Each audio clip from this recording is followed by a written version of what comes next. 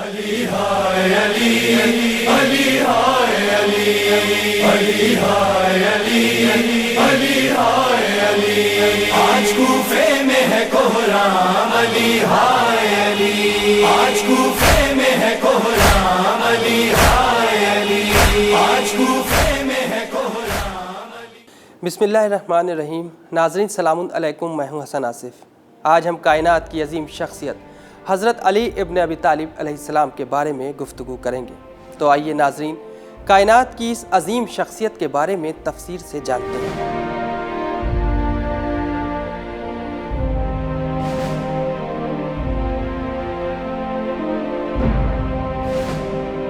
ناظرین، اللہ نے جناب ابو طالب کو ایک اور فرزند عطا فرمایا جس کی ولادت کا انداز آپ کے اور بیٹوں سے بالکل مختلف تھا۔ اب تک تمام فرزند گھر میں پیدا ہوئے، لیکن جب اس فرزند کی ولادت کا وقت قریب آیا تو جناب فاطمہ بنت اسد سلام اللہ علیہا نے محلے اور خاندان کی عورتوں کو مدد کے لیے طلب کرنے کے بجائے خود خانہ کعبہ کا رخ کیا اور اپنے شکم اقدس کو دیوار کعبہ سے مس کر کے دعا کی کہ خدایا، میں تجھ پر اور تیرے رسولوں پر اور تیری کتابوں پر ایمان رکھتی ہوں۔ تجھے اس گھر، اس کے بانی اور اس ہونے والے مولود کا واسطہ جو میرے شکم میں ہے، میری اس مشکل کو آسان کر دے۔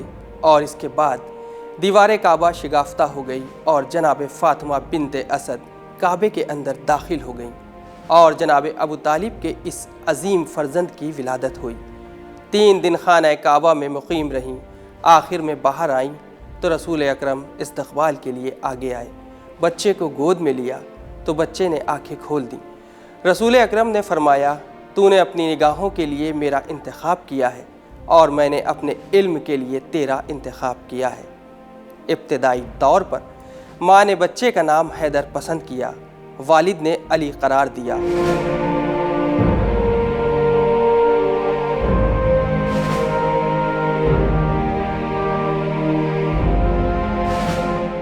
حضرت علی علیہ السلام کے لقب بے شمار ہیں، جن میں عالم اسلام میں آپ کا پسندیدہ لقب کرم اللہ وجہہ ہے، جو اس امر کی علامت ہے کہ عالم اسلام میں آپ کی تنہا ذات گرامی ہے جس نے بتوں کے آگے کبھی سجدہ نہیں کیا، اور خود مولا کائنات کا محبوب ترین لقب ابو تراب تھا جو آپ کو پیغمبر اسلام نے عطا کیا تھا، اور آپ کو یہ لقب بہت ہی پسند تھا جس سے آپ کی عظمت اور خاکساری دونوں کا اظہار ہوتا ہے۔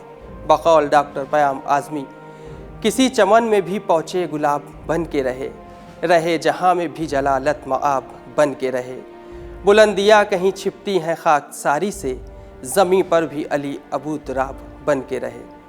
حضرت علی علیہ السلام کی تربیت کا ذمہ خانہ کعبہ سے ہی رسول اکرم نے لے لیا تھا، اور اس کے بعد مسلسل حضرت علی رسول اکرم کے ساتھ ساتھ رہے اور کمالات محمدی کا سرچشمہ قرار پائے، یہاں تک کہ رسول اسلام نے اپنے کو شہر علم اور حضرت علی علیہ السلام کو اس کا دروازہ قرار دیا۔ مولا کائنات حضرت علی ابن ابی طالب علیہ السلام کی شخصیت اس اعتبار سے بے مثال ہے کہ ان میں وہ تمام خوبیاں جو نہ کسی میں یکجا ہوئیں اور نہ ہوں گی۔ حضرت علی نے ایک طرف علم کی ترقی کی راہیں ہموار کی اور دوسری طرف عملی زندگی کی شکل و صورت کو نکھارنے اور سنوارنے اور ایسے سبق اور اخلاق آمیز درس دیے جو شخصی اور اجتماعی زندگی کے کاموں پر حاوی ہیں۔ یہ اخلاقی تعلیم صرف قول و گفتار تک محدود نہیں ہے، بلکہ ان کے عملی نمونے بھی اثر پذیر ہوتے ہیں۔ غرض کی حضرت نے اپنے علم و عمل سے وہ شمع روشن کی جو ہمیشہ جہالت کی راہوں میں روشنی پھیلتی اور اندھیری جگہوں کو روشن منور کرتی رہیں گی۔ یوں تو ہر انسان کی زندگی میں کچھ نہ کچھ خصوصیات پائی جاتی ہیں اور وہی اس کی شخصیت کی علامت ہوتی ہیں، لیکن حضرت علی کا معاملہ بالکل اس سے مختلف ہے، اور آپ کی زندگی کا کوئی بھی گوشہ ایسا نہیں جو انفرادیت کا حامل نہ ہو۔ حد یہ ہے کہ کھانے پینے سے لے کر عبادت تک کے ہر مقام پر آپ کی شخصیت ایک انفرادی خصوصیت کی حامل ہے، اور اس کا شریک دنیا کا کوئی دوسرا صاحب کردار نہیں ہے۔ حضرت علی علیہ السلام غذا کے اعتبار سے ہمیشہ جو کا آٹا نوش فرماتے رہے اور کبھی گندم کو ہاتھ تک نہیں لگایا۔ جو کے آٹے میں بھی یہ ہدایت تھی کہ اسے چھانا نہ جائے اور اپنی اصلی حالت میں استعمال کیا جائے۔ لباس کے اعتبار سے خلافت اسلامیہ کے مل جانے کے بعد بھی پیوندار لباس پہنتے رہے، یہاں تک کہ خود فرمایا کرتے تھے کہ اب تو رفو کرانے والے سے بھی شرم آتی ہے۔ ناظرین، جنگ احد کے معرکے میں سب کے فرار ہو جانے کے بعد آپ ہی کا اعلان تھا کہ میں ایمان کے بعد کفر اختیار نہیں کر سکتا ہوں۔ آپ کی عظمت کے لیے اتنا ہی کافی ہے کہ اسلام میں جتنی عظیم شخصیتیں فقہی، ادبی، اخلاق یا صوفی قسم کی پائی جاتی ہیں، سب اپنے سلسلہ شاگردگی کو آپ ہی سے جوڑتے ہیں۔ اخلاقی اعتبار سے غلاموں کے ساتھ آپ نے ایسا برتاؤ کیا ہے کہ انہوں نے غلامی کو آزادی پر ترجیح دی ہے، اور نیا لباس جناب قمبر کو عطا فرمایا ہے تو پرانا لباس خود زیب تن کیا۔ ابن ملجم کی گرفتاری کے بعد اسے سراب کرنے کا حکم آپ ہی نے دیا۔ ناظرین، سیاسی اعتبار سے آپ کی سیاست ہر دور کے لیے ایک مستقل نمونہ عمل ہے، جس کا نمونہ یہ ہے کہ رسول اکرم کے بعد سخت ترین حالات میں بھی آپ نے اپنے حق کے لیے تلوار نہیں اٹھائی۔ جب بھی مذہب کے تحفظ کے لیے بدر سے لے کر حنین تک ہر معرکے میں فتح حاصل کرتے رہے، اور بعد میں بغاوت کا مقابلہ کرنے کے لیے جمل، نہروان اور صفین میں کمال شجاعت کا بہترین مظاہرہ کیا، اور اس طرح پاکیزگی نفس کا ایک بہترین نمونہ پیش کیا۔ جنگ صفین کے موقع پر دشمنان اسلام کے لشکر نے پانی بند کر دیا، لیکن جب حضرت علی علیہ السلام کو نہر پر قبضہ ملا تو آپ نے فوراً پانی کے عام ہونے کا اعلان کر دیا۔ یہی نہیں، سر اقدس پر ابن ملجم کی زہر آلود تلوار لگنے کے بعد واضح کر دیا کہ اسلام میں کامیابی کا معیار دشمن کا گلا کاٹنا نہیں ہے، بلکہ راہ خدا میں اپنی قربانی پیش کر دینا ہے اور آخری وقت تک اطاعت خدا اور رسول میں زندگی بسر کرنا ہے۔ ناظرین، حضرت علی علیہ السلام کے سامنے دنیا مختلف شکلوں میں آتی رہی، لیکن ہر مرتبہ ٹھکرا دیا، اور جب تک مذہب کی ضرورت پیش نہیں آئی، تخت حکومت کی طرف مڑ کر دیکھنے کا بھی ارادہ نہیں کیا۔ جنگ صفین کے موقع پر ابن عباس سے فرمایا کہ میری نگاہ میں بوسیدہ جوتیاں تمہارے تخت و تاج سے کہیں زیادہ قیمت رکھتی ہیں۔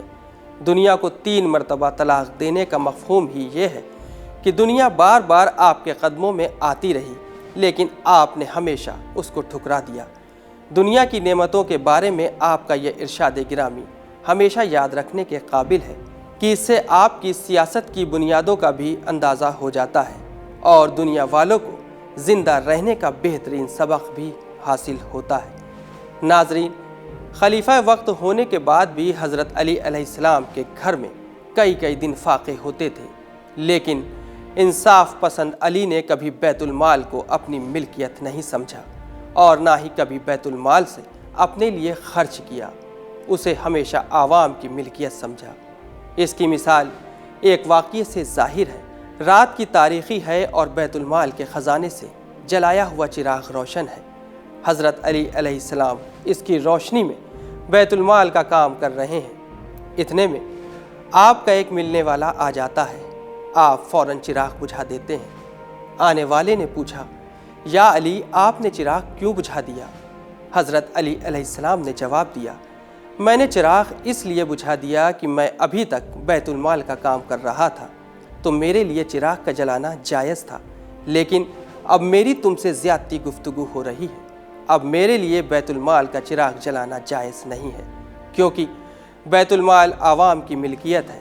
یہ تھا حضرت علی علیہ السلام کا نظام حکومت، جس کی مثال ملنا ممکن نہیں ہے۔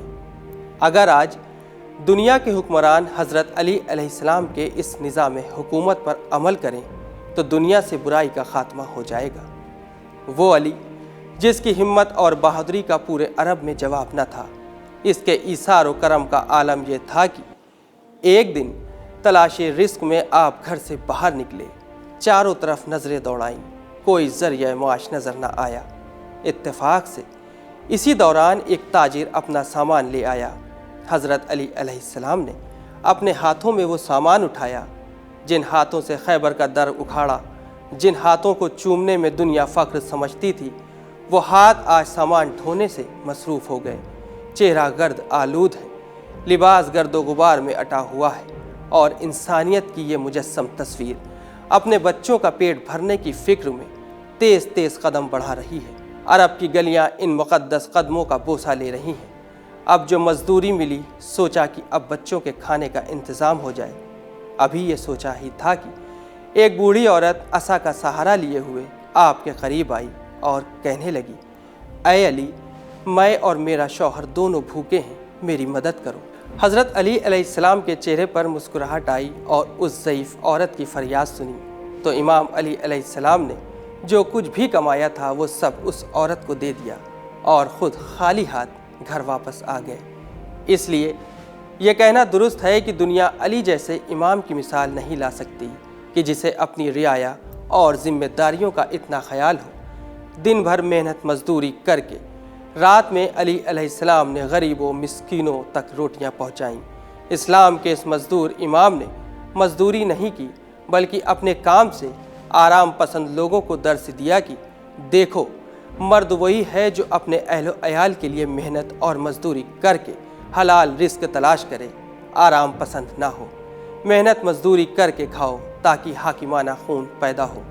دوسروں کے سامنے ہاتھ نہ پھیلاؤ، کہیں غلامانہ ذہنیت نہ بن جائے۔ یہ مولا کائنات علی ابن ابی طالب علیہ السلام کی خلافت کا دور تھا۔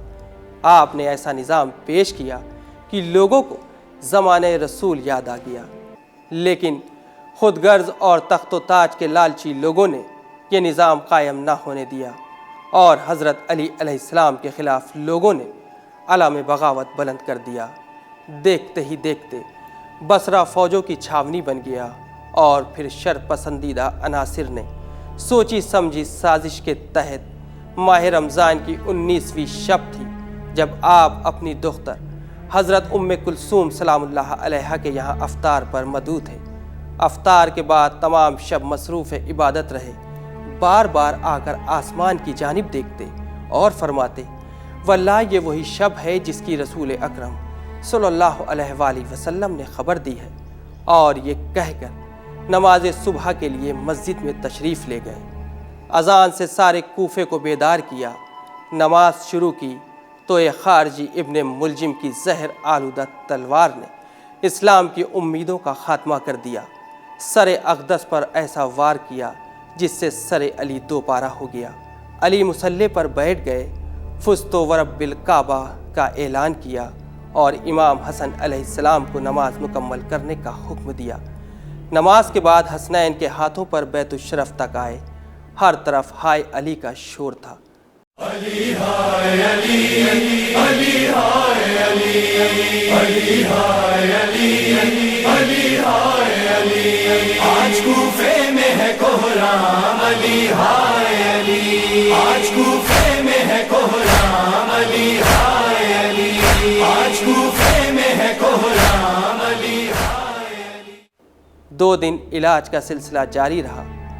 اس دوران ابن ملجم گرفتار ہو کر آیا تو قانون اسلامی کے تحت قصاص کا فیصلہ کر کے اس کو سیرابی کا حکم دے دیا، اور 21ویں کی رات میں وصیت تمام کر کے دنیا سے رخصت ہو گئے، اور نجف اشرف کے مقام پر دفن کر دیا جو حضرت نوح علیہ السلام کے زمانے سے طے ہو چکا تھا۔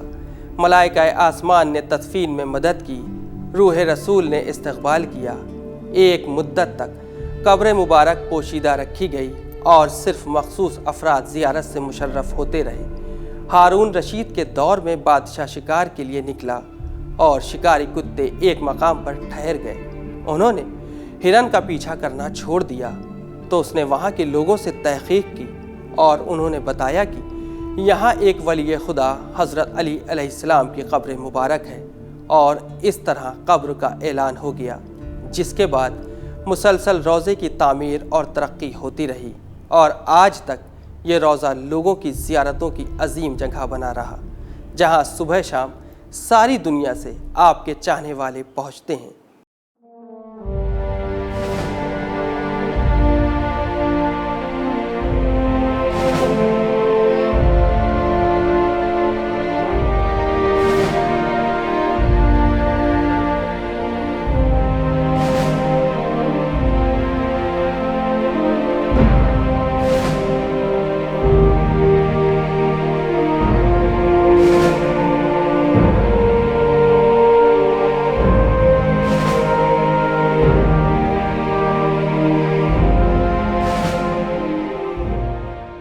لیکن افسوس، اسلام کے ماتھے پر بدنما داغ بن کر ابھرنے والا گروہ داعش، جس نے اسلام کو بدنام کیا اور مسلمانوں کی ذلت و رسوائی کا سبب بنا، اس بات پر درپے ہے کہ آپ کے روضہ مقدسہ کو نقصان پہنچائے، لیکن ہمیں امید ہے کہ جس طرح تقریباً طالبان اور القاعدہ برباد ہو چکے ہیں، اسی طرح یہ گروہ بھی جلد سے جلد نیست و نابود ہو جائے۔ الہی آمین۔ مجھے اور میری پروڈکشن ٹیم کو اجازت دیں۔ خدا حافظ۔ اشہد ان محمد رسول